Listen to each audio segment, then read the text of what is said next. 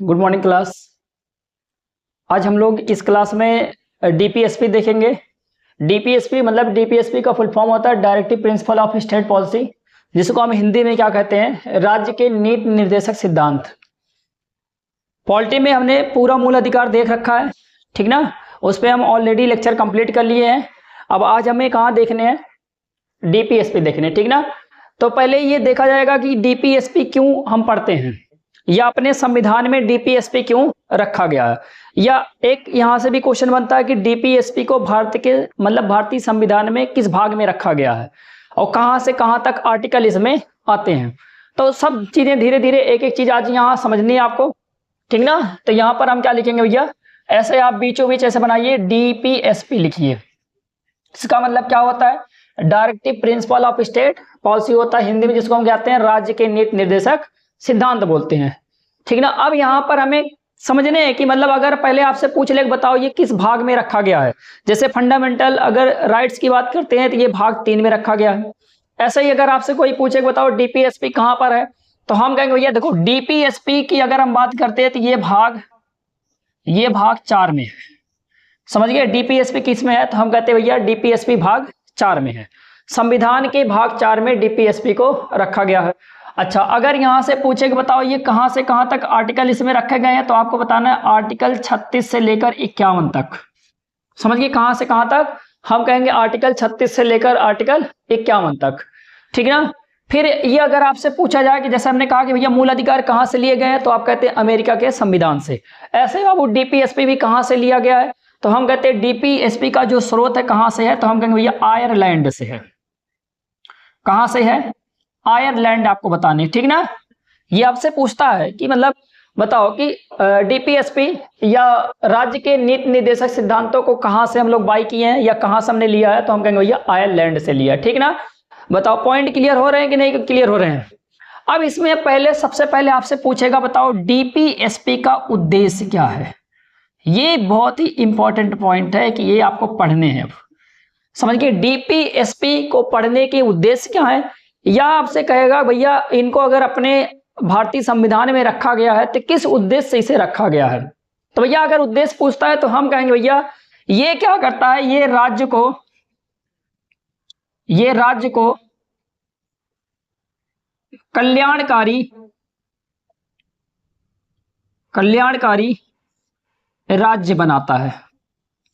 ये राज्य को कल्याणकारी राज्य बनाता है। पहली बात तो यही आपको पता होनी चाहिए, ठीक ना। कल्याणकारी राज्य को अंग्रेजी में कहते हैं भैया वेलफेयर स्टेट। एक मिनट सॉरी, क्या लिखेंगे यहां पर हम, वेलफेयर स्टेट। वेलफेयर स्टेट मतलब कल्याणकारी, लोक कल्याणकारी राज्य बनाने की इसमें कामना की जाती है। पहला इसका उद्देश्य यही दिखना है कि ये भैया क्या करता है, लोक कल्याणकारी या कल्याणकारी राज्य बनाता है। अपने राज्य को, कहने का मतलब अपने देश को ये कल्याणकारी बनाता है। अब धीरे धीरे एक एक बात यहां पर आपको बढ़िया से समझ जाने हैं, समझ गए। और ये क्या करता है, हम कहते हैं और इसका दूसरा उद्देश्य, अगर हम यहां पर दूसरे उद्देश्य की बात करते हैं, ये क्या करता है, राज्य को ना दिशा निर्देश देता है ताकि वो क्या कर ले, पॉलिसी फॉर्मुलेट कर ले। समझ गए, हमारे लिए नियम और कानून अच्छा बना सके। समझ गए। तो यहां पर हम क्या लिखेंगे, राज्य को ये क्या करता है, तो यहां पर लिखेंगे राज्य को दिशा निर्देश देता है। ये दिशा निर्देश देता भैया, ये दिशा निर्देश को अगर हम यहां पर लिखे तो भैया इसको आम भाषा में कहते हैं भैया गाइडलाइन। समझ गए, ये गाइडलाइंस प्रोवाइड करता है किसको, राज्य को, आदमी को नहीं, किसको, राज्य को। डीपीएसपी में क्या यहां पर रखा गया है, राज्य रखा गया, क्या, राज्य। तो ये राज्य को क्या कहता है, राज्य को दिशा निर्देश देता है कि ताकि तुम पॉलिसी बना सको। समझ गए, ऐसी ऐसी पॉलिसी बनाओ जिससे लोगों का कल्याण हो। समझ गए, ये ना हो कि लोग दब के उसी में दब के एकदम मर जाएं, ऐसा ना रहे। क्या रहे, हम कहते हैं राज्य को एक ये दिशा निर्देश देता है। दिशा निर्देश का मतलब यहां पर क्या आप जानोगे, गाइडलाइंस। आज बताओ पॉइंट अगर से क्लियर हो रहे हैं तो आप बताते रहिएगा कि हाँ पॉइंट क्लियर हो रहे हैं, ठीक ना। अब यहां पर अगर और बात हम कहें कि अगर बात ही कर लेते हैं कि डीपीएसपी ही क्यों हम पढ़ते हैं। समझ गए, डीपीएसपी हम क्यों ही पढ़ते हैं, तो अगर हम यहां पर भैया क्यों का आंसर ढूंढें, क्यों का अगर हम आंसर ढूंढें, जितने भी इसके आंसर आपको क्यों में मिलेंगे सारे के सारे ये उद्देश्यों में आप लिख सकते हो, समझ गए। और कहीं ना कहीं भैया क्यों का आंसर कहां पर जाके डिपेंड होगा, कल्याणकारी पर, समझ गए कि मतलब अगर लोगों का कल्याण होगा तभी तो इसको रखा गया है, तो वही तो हुआ इसका, क्योंकि ये क्या है, कल्याणकारी राज्य बनाना है। तो भैया कल्याणकारी राज्य कैसे बनेंगे, तो हम कहेंगे भैया पहला अगर हम यहां पर पॉइंट की बात करते हैं तो भैया ये क्या करता है, हम कहेंगे भैया ये सरकार को गाइडलाइन देती है, यह सरकार को गाइडलाइन देता है, सरकार को ये क्या करता है, गाइडलाइन देता है, ठीक ना।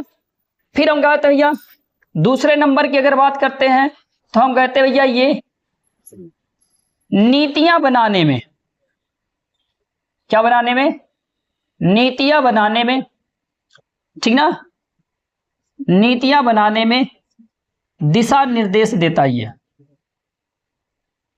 नीतियां बनाने में दिशा निर्देश देता ही है, देता है। ये सब पॉइंट आप बढ़िया से लिखते हैं, ठीक ना। अगर तीसरे नंबर की हम बात करते हैं, ये और क्या करता है, हम कहते हैं ये देश में सामाजिक तथा आर्थिक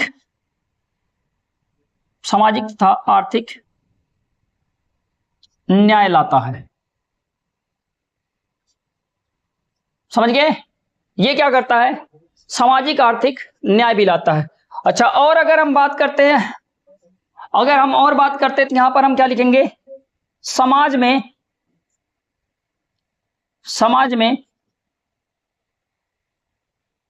समानता लाता है, या समानता लाने के लिए, इसको समानता लाने के लिए, ठीक ना,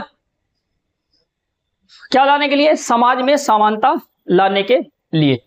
और भैया अगर और की बात करते हैं, पांचवें नंबर पे बात करें तो भैया ये पर्यावरण सुरक्षा के लिए भी इसको लाया गया है, पर्यावरण सुरक्षा के लिए भी इसको लाया गया है, ठीक ना। ये क्या करता है, पर्यावरण सुरक्षा भी करता है, ठीक ना। अच्छा, और एक पॉइंट लिख लेते हैं, इधर लिख लेते हैं। छठवें नंबर की अगर हम बात करते हैं तो छठवें नंबर पे हम लिखते हैं भैया पंचायत व्यवस्था,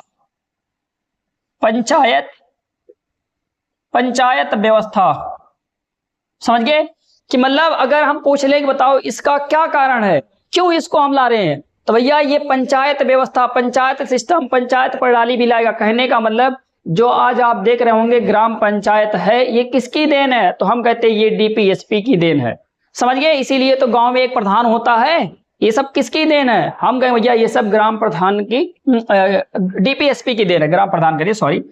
अच्छा, ये आपको पता होना चाहिए पंचायती जो व्यवस्था है इसको हम 73वां संविधान संशोधन से इसको भारत में, मतलब भारतीय संविधान में इसको ऐड किया गया है। 73वां संविधान संशोधन से पंचायती व्यवस्था को भारतीय संविधान में ऐड किया गया है, समझ गए। सभी को अपने भारत में अगर आपसे कोई पूछ ले कि पंचायती व्यवस्था कौन से संविधान संशोधन से आया है, तो हम कहेंगे भैया 73वां संविधान संशोधन। अच्छा, म्युनिसिपालिटीज वाला भी इसी में आता है, उसमें आप ज्यादा कंफ्यूजन में मत पड़िए कि नहीं ऐसा नहीं आता है, ये दूसरी चीजें होती हैं, सब यही चीजें हैं, समझ गए। अच्छा, अब हम और चलते हैं डीपीएसपी में, और आगे चलते हैं। देखो डीपीएसपी एक ऐसा चीज है, जैसे हमने कहा कि ये भाग 4 में है, अनुच्छेद 36 से लेकर 51 तक इसमें अनुच्छेद आते हैं। ये आयरलैंड से बाई किया गया है। इसके उद्देश्य अगर से देखा जाए तो ये राज्य को कल्याणकारी राज्य बनाता है, समझ गए, यानी कि वेलफेयर स्टेट बनाता है। और दूसरे नंबर की अगर हम बात करते हैं तो ये क्या करता है भैया, राज्य को दिशा निर्देश देता है। तो हम कहते हैं भैया अच्छा, इसका मतलब अगर हम क्यों पढ़ते हैं तो क्यों में जितने भी उद्देश्य होंगे सारे लिख दो। ये सामाजिक आर्थिक न्याय दिलाता है, समाज में समानता लाता है, पर्यावरण की सुरक्षा करता है, पंचायती व्यवस्था का प्रावधान करता है, सरकार को गाइडलाइन देता है, नीतियां बनाने में दिशा निर्देश देता है। सारी चीजें हमें कहां से मिलती हैं, यहीं से मिलती हैं, डीपीएसपी से मिलती हैं। बताओ पॉइंट क्लियर होगा आपका, हम कहेंगे हाँ एकदम क्लियर हो गया। अब हम चलते हैं, जो डीपीएसपी होता है ना, यह न्यायिक नहीं होता है, यह न्यायिक नहीं होता है, यह न्यायिक नहीं होता है।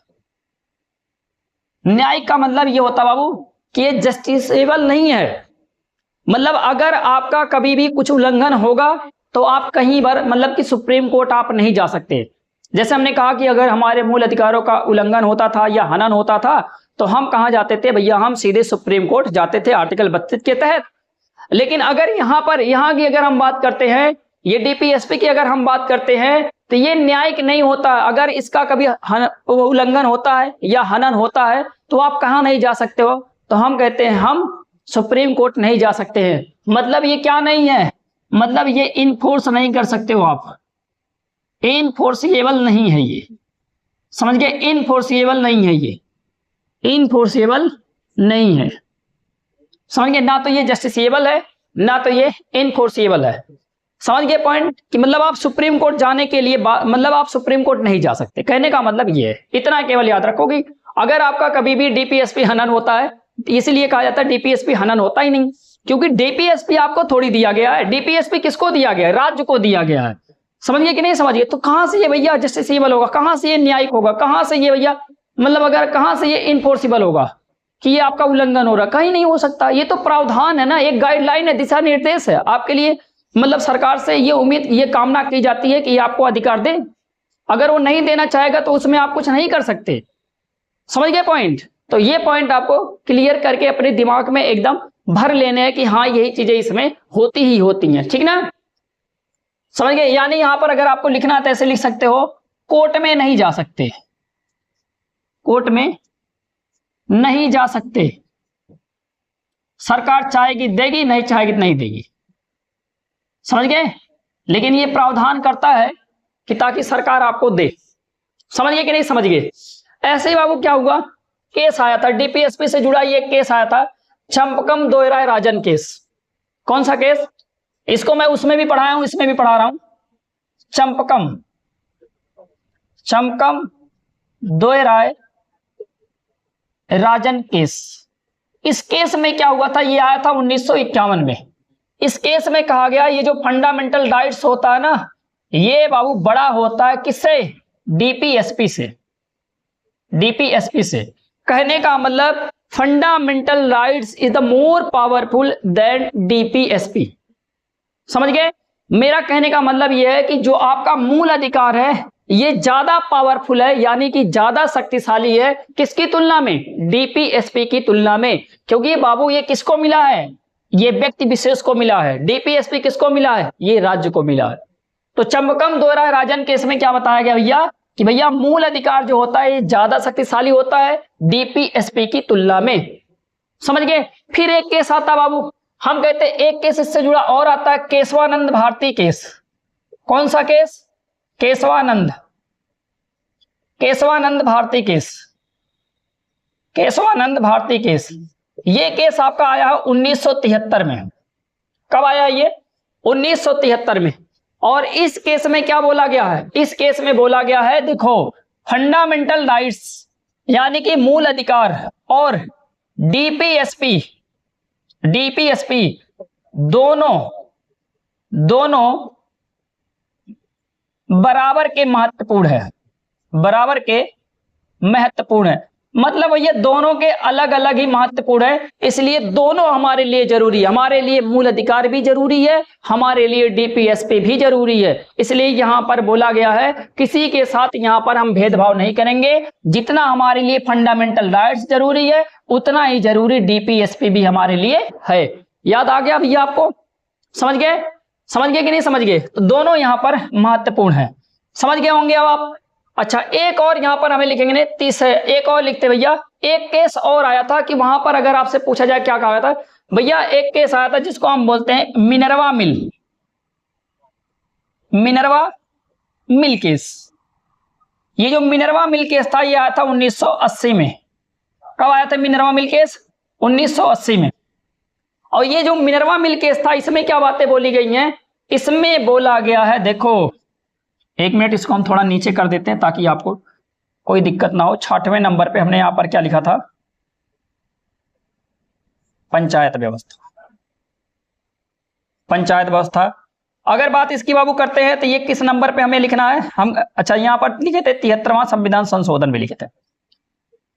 अब यहां आप समझोगे भैया 1980 में एक केस आता है जिसको हम बोलते हैं मिनर्वा मिल केस। इसमें बोला गया देखो फंडामेंटल राइट्स मतलब मूल अधिकार प्लस में डीपीएसपी दोनों के दोनों बाबू क्या हैं, बीएसडी के भाग हैं, बीएसडी हैं, समझ गए। बेसिक स्ट्रक्चर ऑफ डॉक्ट्रिन इसको हम बोलते हैं। यहां पर मैं लिखूंगा इसको basic structure of doctrine, basic structure of doctrine. समझ गए कि नहीं समझ गए। ये बाबू ये सुप्रीम कोर्ट अपने हिसाब से डिसाइड करती है कौन सा बेसिक स्ट्रक्चर ऑफ डॉक्ट्रिन का भाग है कौन सा नहीं है। तो मिनर्वा मिल्स केस में ये बताया गया कि फंडामेंटल राइट्स और डीपीएसपी दोनों के दोनों बीएसडी के भाग हैं। समझ गए कि नहीं समझ गए। तो ये बाबू इसके थोड़ी बेसिक वाले पार्ट थे। अभी इसमें मुझे कुछ और बताना है, बोर्ड भर चुका है इसलिए पहले आप इसको डाउनलोड कर लीजिए फिर हम कुछ करते हैं। अब इसमें हम देखेंगे ठीक ना, डीपीएसपी से संबंधित संशोधन।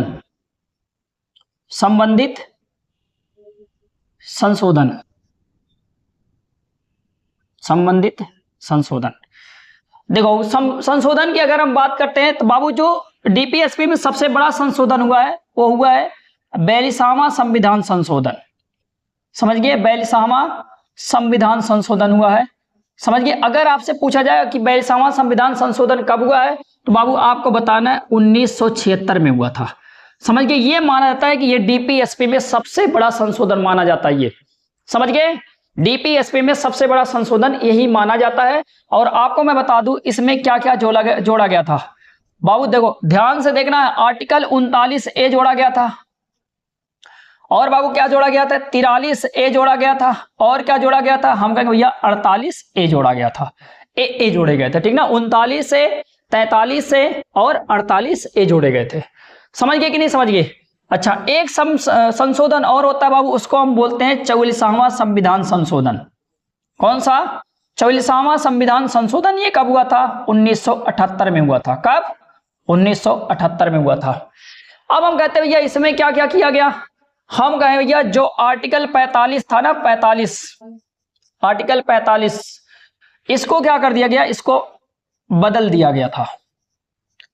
बदल दिया गया का मतलब ये हुआ कि इस समय उसको काट दिया गया था। समझिए, आर्टिकल 45 को काट दिया गया था। फिर एक होता बाबू जिसको हम बोलते हैं 46वां संविधान संशोधन। अगर आपसे पूछा जाए 46वां संविधान संशोधन कब हुआ था तो आपको ये बताना है कि ये वाला हुआ है 2002 में, ठीक ना, 2002 में। इसमें क्या किया गया तो हम कहते हैं भैया देखो इसमें ना आर्टिकल 21A जोड़ा गया।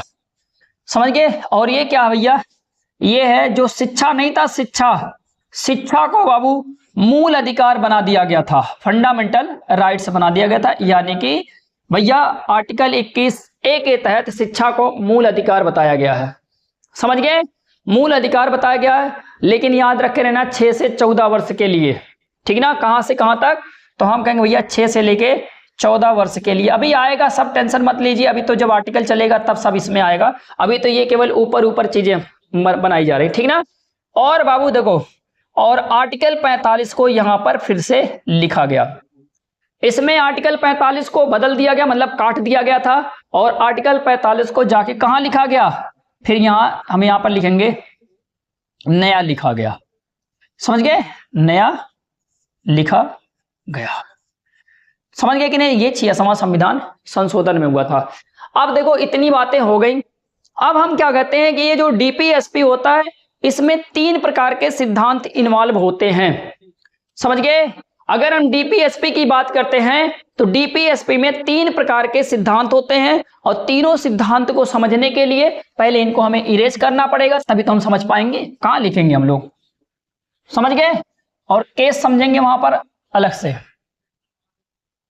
चलो देखते हैं 3 प्रकार के डीपीएसपी में सिद्धांत इन्वॉल्व है भैया। देखो सिद्धांत, अगर हम कहते हैं डीपीएसपी के सिद्धांत, देखो भैया पहले सिद्धांत को हम बोलते हैं भैया समाजवादी सिद्धांत।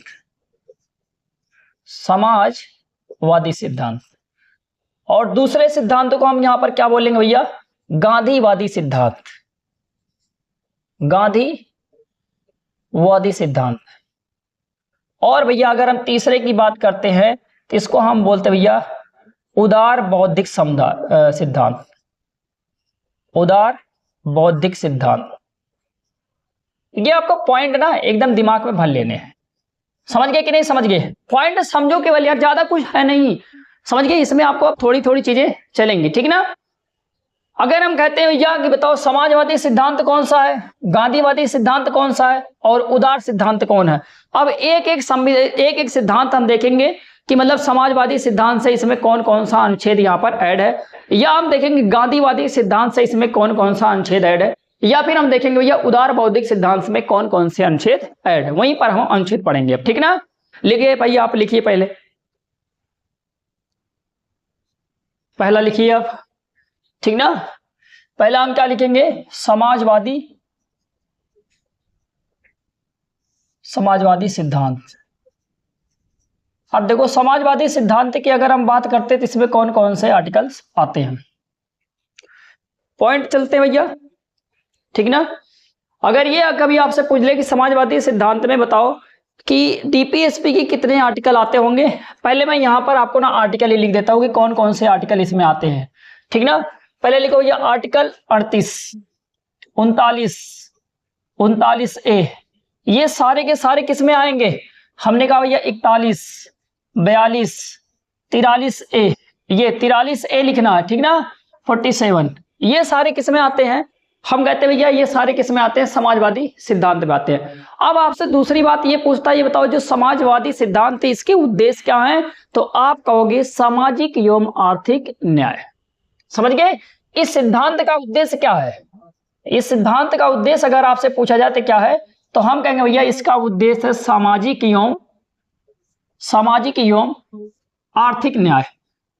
देखो ऐसा पढ़ लेते हैं, आर्थिक न्याय, ध्यान से केवल पढ़ो बस, अपने आप चीजें अपने आप जब दिमाग में जाके बैठ जाती है। ऐसे में इनको क्लासिफाइड किया भी हूं, ठीक ना।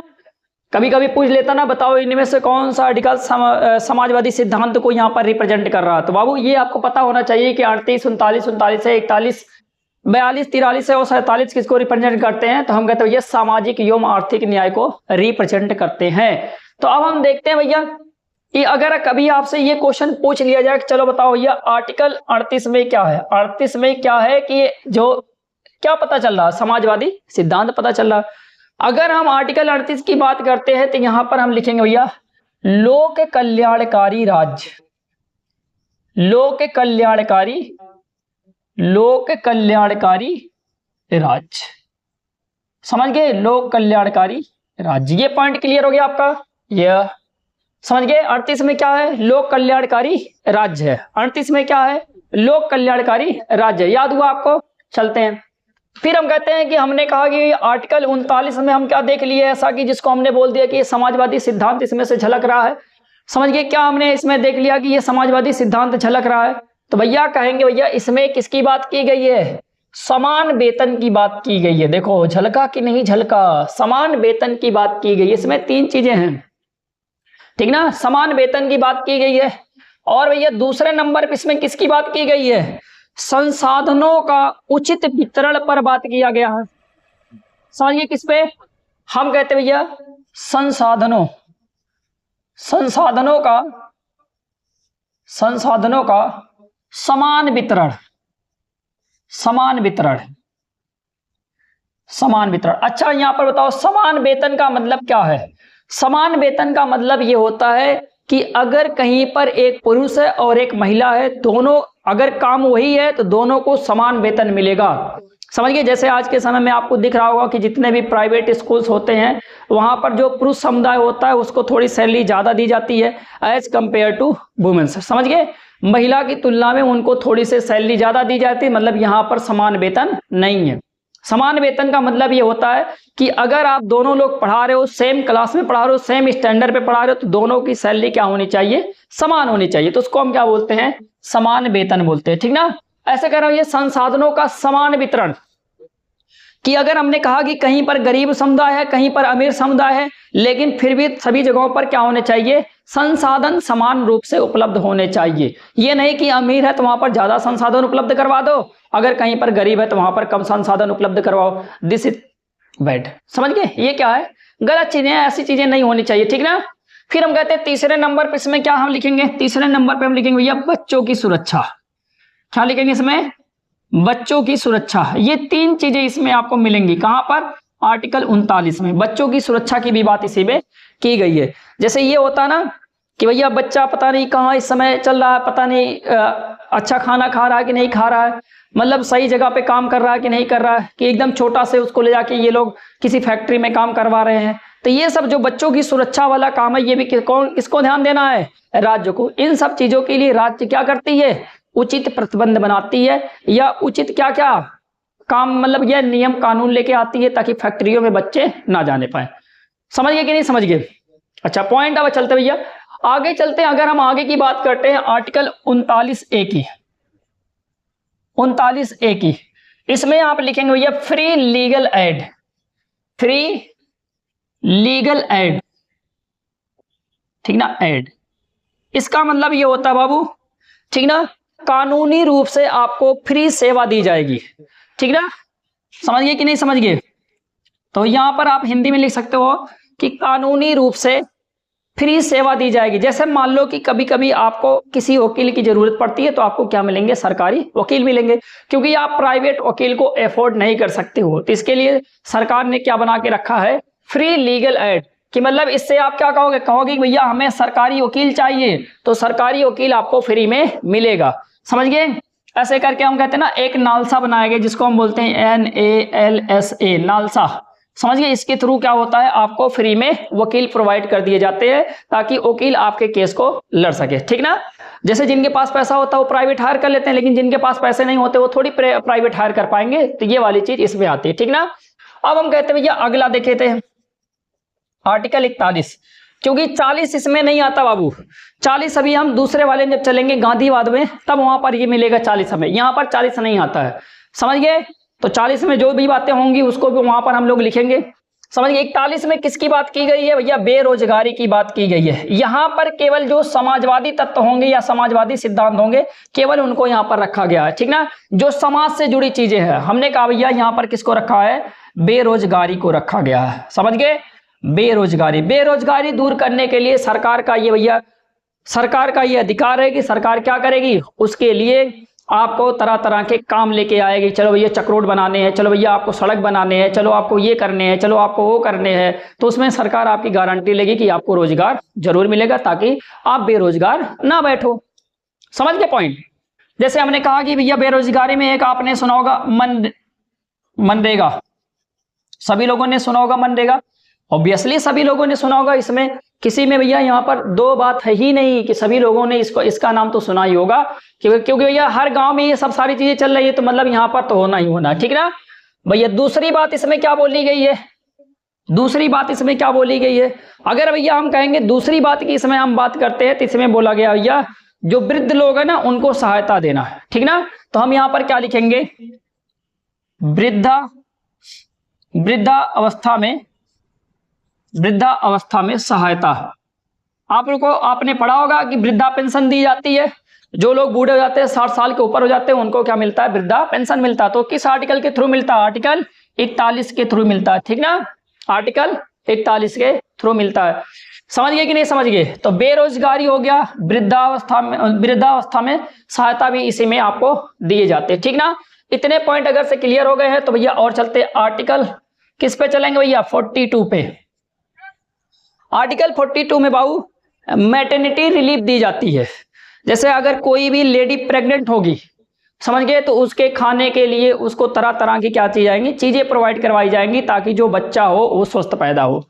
समझ गए? तो यहां पर मैं लिख देता हूं ऐसे हिंदी में मातृत्व लाभ, मातृत्व लाभ। समझ गए कि इसमें क्या दिया जाता है भैया? लाभ दिया जाता है। किसको भैया?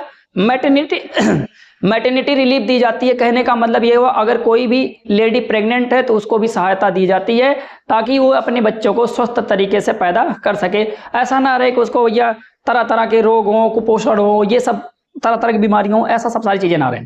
समझ गए? तो ये बातें किस में बोली गई है? आर्टिकल 42 में बोली गई है। अब हम चलते हैं भैया आर्टिकल नंबर 47 पे। आर्टिकल नंबर 47 पे अगर हम 47 की बात बाबू यहां पर करें तो आपको यहां पर लिखना है पोषण सुधार। कौन सा सुधार? पोषण सुधार। अच्छा, पोषण सुधार हो गया। दूसरे नंबर पे बाबू इसमें और क्या आता है? शराब निषेध। शराब निषेध। समझ गए कि मतलब ये सरकार का काम होना चाहिए कि शराब को बंद कर दे, लेकिन बाबू ये बिहार तो है नहीं कि यहां पर शराब के लिए अलग से कानून बना के शराब को बंद कर दिया जाएगा। उत्तर प्रदेश में थोड़ी शराब को बंद करेंगे, क्योंकि उत्तर प्रदेश में शराब से सबसे ज्यादा टैक्स कलेक्शन सबसे ज्यादा है। शराब से टैक्स कलेक्शन सबसे ज्यादा है। इसीलिए तो अगर आप जाते होंगे कि हर नुक्कड़ पे आपको पहले चाय की दुकान मिलती थी, लेकिन अब हर नुक्कड़ पे आपको क्या मिलेंगे? शराब की दुकानें मिलेंगी। मजाक नहीं कर रहा हूं, ये रियलिटी है कि आपको अब दिखता होगा कि जगह जगह आपको शराब की दुकानें खोली जा रही हैं, टेंडर पास हो रहे हैं। समझ गए कि नहीं समझ गए? इससे ये पता चलता है ना कि यूपी वाले कहाँ जा रहे हैं। मतलब देखो, अपने स्वार्थ में लोग कितना गिर जा रहे हैं, कुछ कहना ही नहीं। कहाँ चले जाएंगे पैसे के चक्कर में, कुछ कहा ही नहीं जा सकता। ठीक है ना? इसलिए बाबू आपको पढ़ना बहुत जरूरी है। पढ़िए, लिखिए, समझिए, चीजों को समझिए, तभी तो कुछ कर पाओगे। समझ गए कि नहीं? दूसरों को देखकर आप अपना टाइम बर्बाद मत करिए। ठीक ना? हर लोगों के हिसाब से, उनके बॉडी फीचर्स के हिसाब से सब लोग अपना अपना सोचते हैं। तो आपको पढ़ना है तो केवल पढ़ना है। ठीक ना? आपको फालतू कामें नहीं करने। ठीक कि नहीं? ठीक ना? हमें नौकरी लेने हैं, एक अच्छा नागरिक बनना है। समझ गए? भारत को शराब मुक्त बनाना है। समझ गए? भारत को गरीबी मुक्त बनाना है। इन सब चीजों के बारे में आपको करना है काम। ठीक? ये नहीं करने, गलत गलत काम नहीं करने। ठीक ना? ठीक ना? अच्छा, मैं देखा हूं उसमें बहुत लोग हैं एकदम मतलब पढ़े लिखे हैं, मतलब अच्छा खासा, मतलब डॉक्टर लेवल पे हैं, और वो लोग भी क्या कर रहे हैं ना, टेंडर पास करवा रहे हैं शराब की दुकानों के। समझ गए? सोचिए कितना, मतलब सोचने में कितना और लगता है, और पता नहीं कैसे ये लोग कर रहे हैं। पॉइंट क्लियर हो गया? समझ गए? अब हम चलते हुए दूसरे सिद्धांत पे। समझ गए? दूसरे सिद्धांत पे चलते हैं। जब हम दूसरे सिद्धांत पे चलेंगे भैया, अगला सिद्धांत क्या भैया हमने डाला था? गांधीवादी सिद्धांत। डीपीएसपी के देखो गांधीवादी सिद्धांत को आप देखोगे, गांधीवादी सिद्धांत, गांधीवादी सिद्धांत, ध्यान देने भैया, गांधीवादी सिद्धांत। अगर हम गांधीवादी सिद्धांत की बात करते हैं, इसमें भी आता है आपका आर्टिकल। कौन कौन सा भैया आर्टिकल आता है? आर्टिकल इसमें आपका 40 आएगा। ठीक ना? और कौन सा आर्टिकल भैया आएगा? हम कहेंगे आपका आर्टिकल 43 आएगा, 46 आएगा। ये सब पॉइंट भैया बढ़िया से आपको याद कर लेने। आर्टिकल 48 आएगा। क्या कहेंगे? हमने कहा आर्टिकल 40, आर्टिकल 43, आर्टिकल 46 और आर्टिकल 48 इसमें आएगा आपका। ठीक ना? अब हम आगे चलते हैं, एक एक आर्टिकल पढ़ेंगे, या पहले इसके उद्देश्य भी देख लेते हैं। अगर कभी पूछ लिया जाए कि ये बताओ कि इसके उद्देश्य क्या हैं, हम कहेंगे भैया देखो, अगर उद्देश्य की बात करते हैं या इस सिद्धांत की बात करते हैं, तो भैया गांधी का एक ना ग्राम स्वराज मॉडल था, उस पर आधारित है ये। तो यहां पर आप केवल ऐसे लिख लो कि गांधीवादी विचारधारा या गांधीवादी सिद्धांत, गांधीवादी सिद्धांत, गांधीवादी सिद्धांत गांधी जी के ग्राम स्वराज मॉडल से प्रेरित है, मॉडल से प्रेरित है। समझ गए? किससे प्रेरित है? ग्राम स्वराज मॉडल से प्रेरित है। तो आपको पॉइंट समझ लेना है कि ग्राम स्वराज, बाबू गांधी जी नहीं कहते थे, गांधी जी कहते थे भारत की आत्मा गांव में बसती है। गांधी जी कहा करते थे भारत की आत्मा कहां पर बसती है? गांव में बसती है। तो भैया ये कम से कम अपने दिमाग में तो रखना ही चाहिए कि अगर गांधी जी बोल के गए हैं कि भारत की आत्मा गांव में बसती है, तो कहीं ना कहीं ये गांव को ग्रोथ करवाएंगे। समझ गए? जब गांव का ग्रोथ होगा तो इससे क्या होगा भैया? भारत का भी ग्रोथ होगा। गांधी जी एक ऐसे व्यक्ति थे जो ये सोचते थे कि चीजें एकदम ग्रॉस रूट से ऊपर उठे। पहले ग्रॉस रूट पे अगर विकास होगा तो धीरे धीरे चीजें अपने आप बड़ी हो जाएंगी। समझ गए? उनका मानना यह था कि अगर बाबू जड़ मजबूत हुआ तो ऊपर की जो टहनियां अपने आप मजबूत हो जाएंगी। लेकिन आज की जो गवर्नमेंट है, ये क्या चाहती है? ये सोचती है कि अगर टहनियां मजबूत हुई तो जड़ अपने आप मजबूत हो जाएगा। आज का सिद्धांत अलग है। कैसे अलग है भैया? ये लोग जो अमीर लोग हैं, अमीर लोग जैसे उद्योगपति है, ये कहते हैं कि इनको आप पहले मजबूत करो, जब ये लोग प्लांट लगाएंगे तो उसमें जाके गरीब काम करेंगे तो गरीबी अपने आप दूर हो जाएगी। लेकिन बाबू ये इतनी आसान चीजें नहीं होती हैं। इस केस में क्या होता है, गरीब गरीब और बनता जाएगा गरीब, और अमीर बनता जाएगा, और जब अमीर ज्यादा बनता जाएगा तो अमीर महंगाई ज्यादा बढ़ा देगा, गरीब का कोई वहां पर वैल्यू ही नहीं रहेगी। समझ गए कि नहीं समझ गए? तो ये सब पॉइंट हैं, अब धीरे धीरे हम समझेंगे। समझ गए कि नहीं समझ गए? अब भैया एक एक आर्टिकल के बारे में यहां पर पढ़ने हैं। आर्टिकल 40, आर्टिकल अगर 40 की बात करते तो बाबू इसमें पंचायत की बात की गई है। तो यहां पर लिख लेना, यहां पर किसकी बात की गई है? पंचायत की बात की गई है। समझ गए कि मतलब बोलते नहीं है कि हर राज्य में पंचायत होनी चाहिए, एक गांव होना चाहिए, वहां पर एक ग्राम प्रधान होना चाहिए, यही सब चीजें। फिर हम कहते हैं बताओ आर्टिकल 43 में क्या है? 43 है ना? हाँ, आर्टिकल 43 में क्या है? तो यहां पर आप लिखोगे भैया कुटीर उद्योग। क्या लिखोगे? कुटीर उद्योग। कुटीर उद्योगों का मतलब ये देखो, कुटीर उद्योग क्या होते हैं? जो गांव में छोटे छोटे उद्योग होते हैं उनको हम क्या बोलते हैं? कुटीर उद्योग। जैसे कोई मसाला बनाने लगता है, कोई मतलब कोई पेन बनाने लगता है, कोई ऐसे ऐसे चीजें, छोटी छोटी चीजें, कोई खिलवाड़ बना के बेचने लगता है, तो उसको हम क्या बोलते हैं? कुटीर उद्योग बोलते हैं। समझ गए? तो यहां पर क्या है, अगर 43 में आपसे पूछ लिया जाए क्या है, तो हम कहेंगे भैया कुटीर उद्योग की बात यहां पर की गई है। अच्छा, और भैया आर्टिकल 46 में क्या बोला गया है? हम कहेंगे भैया आर्टिकल 46, आर्टिकल 46 यहाँ है। तो आर्टिकल 46 में बोला गया है एससी और एसटी के उत्थान के लिए,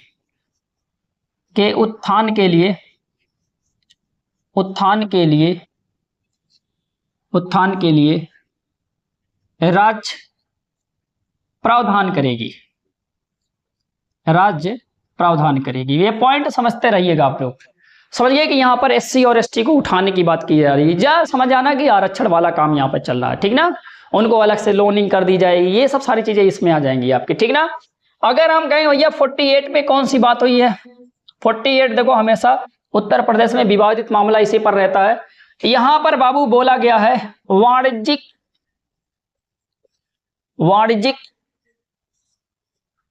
वाणिज्यिक पशुओं का संरक्षण। वाणिज्यिक पशुओं का मतलब ये होता है भैया ऐसे पशु जिनको हम बिजनेस पर्पज के लिए यूज करते हैं।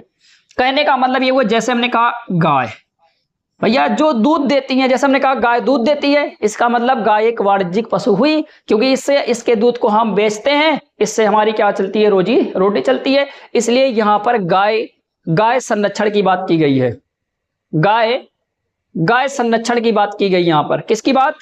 गाय संरक्षण की बात की गई है। मतलब जो पशुएं दूध देते हैं ना, तो उनके संरक्षण की बात इसी में की गई है। और इसी आर्टिकल का प्रयोग करके योगी क्या करते हैं? बूचड़ खानों को बंद करते हैं। समझ गए कि नहीं समझ गए? यही पॉइंट है वो। अब हम चलते हैं भैया आगे। अब आगे चलते हैं भैया दूसरे नंबर पे।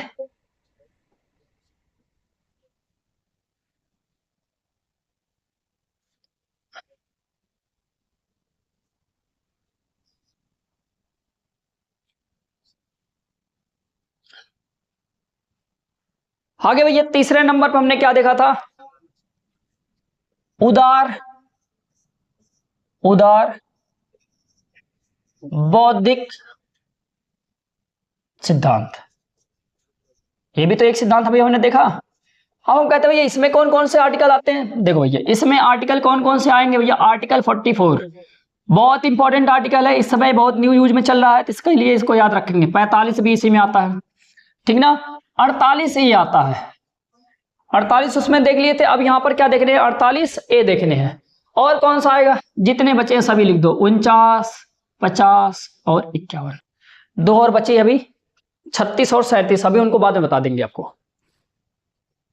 देखो अब भैया अगर आपसे पूछे कि उदार बौद्धिक सिद्धांत का मतलब क्या है, हम कहते हैं भैया ये क्या करेगा?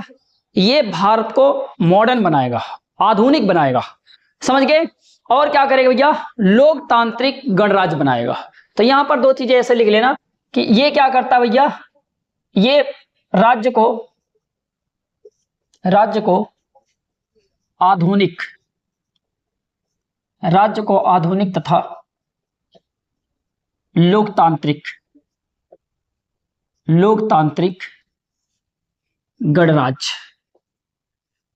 गणराज्य बनाता है। Point clear. अब इसमें अभी एक एक आर्टिकल देखते हैं। अगर हम कहें भैया आर्टिकल 44 में क्या है, तो हम लिखेंगे भैया यूनिफॉर्म सिविल कोड। इसको हम बोलते हैं समान नागरिक संहिता। समझ गए, समान नागरिक संहिता। तो ये कह रहा है कि आर्टिकल 44 में क्या है, समान नागरिक संहिता है। कहने का मतलब हुआ कि सभी जगहों पर समान कानून होने चाहिए। जैसे अभी आज के समय में हिंदू पर्सनल लॉ है, मुस्लिम पर्सनल लॉ है, तो भैया इसका मानना यह है कि सभी ये जो अपने धर्म का अलग अलग पर्सनल लॉ बनाया ना, ये खत्म कर दो, इसको केवल क्या कर दो, एक कोड बना दो, जिसको हम क्या बोलते हैं भैया, समान नागरिक संहिता बोलते हैं या यूनिफॉर्म सिविल कोड बोलते हैं। समझ गए। जैसे अभी हमने कहा कि तलाक अगर से किसी को लेना हो तो सभी एक तरीके से ले, शादी करनी हो तो सभी एक तरीके से ले। समझ गए कि नहीं, सभी एक तरीके से शादी करें, ऐसा एक कानून होना चाहिए। नहीं कि मुस्लिम अपने हिसाब से ले, हिंदू अपने हिसाब से ले, तो इसके लिए ये चीज रखी गई है समान नागरिक संहिता। समझ गए कि नहीं समझ गए। अब हम आगे चलते भैया। अगर हम भैया यहाँ पर आर्टिकल 45 की बात करते हैं, किसकी बात, आर्टिकल 45 की बात अगर हम करेंगे तो भैया यहाँ पर आपको लिख लेना है कि 6 से लेके 14 वर्ष के बच्चों की शिक्षा की बात करिए। ये 6 से लेके 14 वर्ष के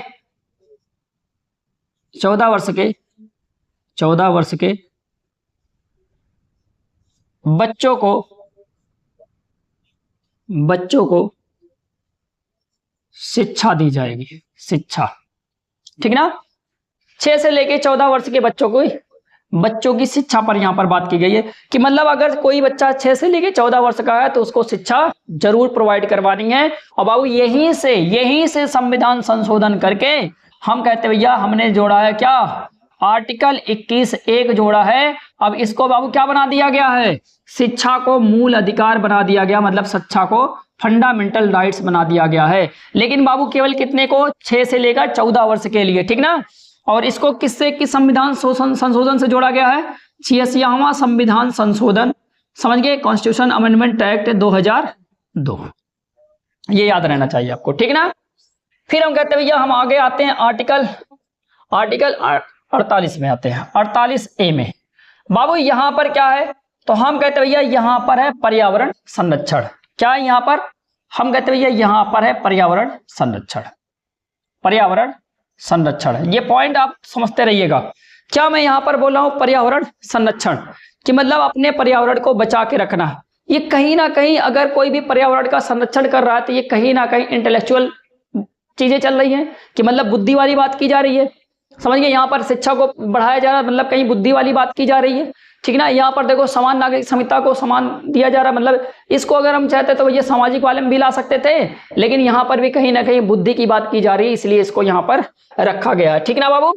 हम चलते भैया अब आर्टिकल 49 में, कहां पर पहुंच गए भैया हम, आर्टिकल 49 में।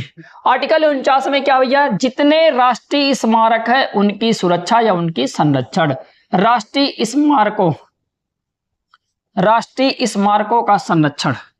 राष्ट्रीय स्मारक क्या होते हैं बाबू, तो हम कहते हैं भैया जो राजा महाराजा लोग अपनी अपने हवेली छोड़ गए, जैसे हमने कहा कि लाल किला एक क्या है, राष्ट्रीय स्मारक है, ताजमहल राष्ट्रीय स्मारक है। समझ गए, हुमायूं टॉम, मतलब कहने का मतलब उनका मकबरा जो है वो भी क्या है, राष्ट्रीय स्मारक है। तो जो ये बड़ी बड़ी बिल्डिंग्स या स्मारक है तो उनको भैया संरक्षित करना भी हमारा काम है। ये किसका काम है, राज्य का काम, अपना काम नहीं है, ये राज्य का काम है, ये राज्य करेगी, राष्ट्रीय स्मारकों का संरक्षण भी यही करेगी, संरक्षण या उनकी रक्षा करेगा कोई, ताकि उनको अलग ना कर पाए। अब बाबू आता है आर्टिकल 50। आर्टिकल 50 में क्या बाबू, यहां पर न्यायपालिका को कार्यपालिका से अलग किया गया। तो यहां पर हम क्या लिखेंगे, न्यायपालिका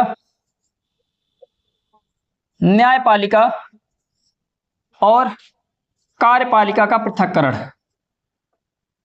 कार्यपालिका का पृथक्करण। समझ गए, न्यायपालिका का कार्यपालिका से पृथक्करण। याद रखे रहना, कहने का मतलब यहाँ पर न्यायपालिका को कार्यपालिका से अलग किया गया। पहले क्या था, इसमें इन्वॉल्व थे, जैसे डीएम ही आपका न्यायिक मतलब डिस्ट्रिक्ट लेवल पर डीएम क्या करता था, न्याय वाला भी काम कर लेता था और अपना कार्यपालिका वाला भी काम कर लेता था। तो बाबू वही कह रहा है कि न्यायपालिका को अलग करो, कार्यपालिका को अलग करो। समझ गए कि मतलब न्यायपालिका का कार्य अलग डिसाइड कर दो, कार्यपालिका कार्य अलग। समझ गए कि नहीं समझ गए? अच्छा, जिन लोगों को न्यायपालिका कार्यपालिका के बारे में नहीं पता है वो प्रीवियस लेक्चर देखें, उनको पता चल जाएगा, ठीक ना।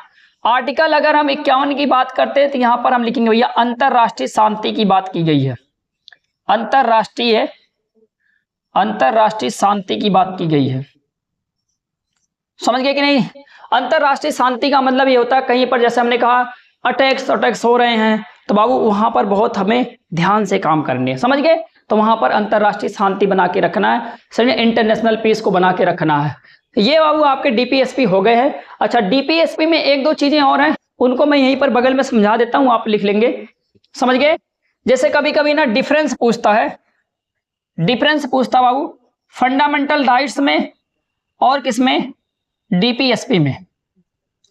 समझ गए? डीपीएसपी में और फंडामेंटल राइट्स में क्या पूछता है, कभी कभी इनमें डिफरेंस पूछता है। तो बाबू जो ये फंडामेंटल राइट्स होते हैं ना, ये न्यायिक होते हैं। क्या होते हैं? ये न्यायिक होते हैं। न्यायिक का मतलब ये होता है कि अगर आपका हनन होगा तो आप कहां जा सकते हो, आप कोर्ट जा सकते हो, कोर्ट आप जा सकते हो। लेकिन बाबू ये जो होते हैं ना, ये न्यायिक नहीं होते हैं, ये न्यायिक जो होते हैं नहीं होते हैं, न्यायिक नहीं होते हैं। और जब न्यायिक नहीं होंगे तो बाबू आप कोर्ट भी नहीं जा पाओगे। समझ गए? न्यायिक अगर से नहीं होंगे तो हम कोर्ट भी नहीं जा पाएंगे, ठीक ना। ये क्या होते हैं बाबू, ये एक निगेटिव अवधारणा है, निगेटिव अवधारणा, ये निगेटिव अवधारणा है। और ये क्या बाबू, हम कहते हैं ये एक पॉजिटिव अवधारणा है, पॉजिटिव अवधारणा है। नेगेटिव अवधारणा का मतलब देखो, अगर कभी भी आपका उल्लंघन नहीं होना चाहिए, आपके साथ गलत नहीं होना चाहिए, हर जगह आपको कहीं ना कहीं चीजों से मना की गई है, सरकार को यहाँ पर रोका जा रहा है और यहाँ पर सरकार को बढ़ावा दिया जा रहा है, तो इसलिए इसको बोला जाता है कि ये सरकार को पॉजिटिव अवधारणा है और ये क्या है, नेगेटिव अवधारणा है। तो मूल अधिकार जो होता है बाबू वो नेगेटिव अवधारणा है और ये जो होता है ये पॉजिटिव अवधारणा है। नेगेटिव नकारात्मक लिख के आ जाएगा, उसमें धनात्मक लिख के आ जाएगा, बस यही होगा इतना। समझ, इसको हम कहां से लिए थे, फंडामेंटल राइट्स को हम यूएसए से लिए थे और इसको हमने कहां से लिए रखा है, आयरलैंड से ले रखा है। समझ गए? इसको हम कहां से ले रखे हैं, आयरलैंड से। बाबू इसमें क्या कर सकते हैं, आसानी से बदला नहीं जा सकता, आसानी से बदला नहीं जा सकता। लेकिन बाबू अगर हम डीपीएसपी की बात करते हैं तो यहां हम लिखेंगे आसानी से बदला जा सकता है, आसानी से बदला जा सकता है। तो ये सब पॉइंट आप अपने हिसाब से लिख लेना, ठीक ना। आसानी से बदला जा सकता है। क्लियर हो गया आपका? अब आप देखो आपका डीपीएसपी भी आज खत्म हो गया, ठीक ना। अच्छा, एक दो आर्टिकल और बचे थे, उनको भी यहीं कर देता हूं, नहीं तो आप कहेंगे आर्टिकल छोड़ दिया, आर्टिकल छोड़ दिया। आर्टिकल नहीं छोड़ूंगा, घबराइए मत। आर्टिकल कैसे छोड़ देता हूं, एक आर्टिकल बचा है 36 और एक आर्टिकल बचा आपका 37, कुछ है ही नहीं उसमें भी। अगर हम आर्टिकल 36 की बात करते हैं, किसकी, आर्टिकल 36 की बात करते हैं, तो इसमें राज्य की परिभाषा है, राज्य की परिभाषा दी गई है। जो राज्य की परिभाषा किसमें दी गई है, आर्टिकल 12 में, वही राज्य की परिभाषा यहां पर भी है। अच्छा, अगर कहेंगे बताओ आर्टिकल 37 में क्या है, कुछ नहीं, यहां पर बाबू कानून की परिभाषा बताई, कानून क्या नहीं है ये बताया गया, कानून क्या नहीं है। और यही बाबू आर्टिकल 13 में भी बताया गया है, जो चीजें आर्टिकल 13 में वही चीजें यहां पर भी है, ठीक ना। तो इसमें कुछ ज्यादा नहीं था, इसलिए मैं आपको बता भी नहीं रहा था। अब आपको श्योर हो, आप कर लेना, आप लिख लेना, ठीक ना। धन्यवाद बने रहने के लिए।